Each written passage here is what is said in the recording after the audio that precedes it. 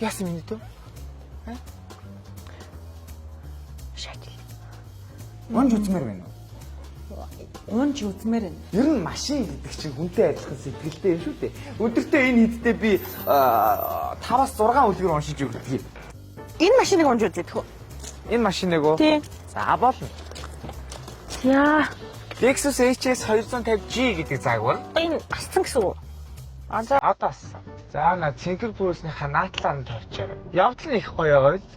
Маш гоё. Зөөлөн явдалтай. Өрөндөө. Яасан минь дөө? Шатил. Юу шаасан? Юм шашлаа. Уучлаарай хичээ. Оо ихчиг уучлаарай. Ямар мэдэр Тэрнгээс шаар вэ чи?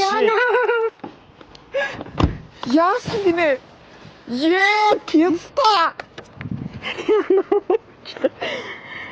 Чи ямар мэдрэл хар дурак чи яа одоо яах юм бэ би чи газ машин зарах гэж байна. юу вэ? Юу яриад байгаа юм? Та өөрөө энэ миний замаас холдуулахгүй байсан. Энийг чи би яаж харах юм? Ийм намхан ийм чи би яаж харах юм? Гэсэн чинь машин чи зөв зүгээр. Хөөй. Уусаа орж ирсэн машин гэж худлаа л шүү дээ та. Чи зөв зүгээр зарах гэжсэн машин сая юм өргүүлчлээ минийхөө. Тэг надад ямар охин. Хөөе охин минь яана чи надад гэрэлтгүү. Барахгүй миний дүү чи надтай үзгүй. Дийлэхгүй миний дүү чи. Мэдрэл юм хаашийн Зүгээр байгаарай чи өөй. Өөрөө энэ минийга угаасаа холдуулахгүй яасан.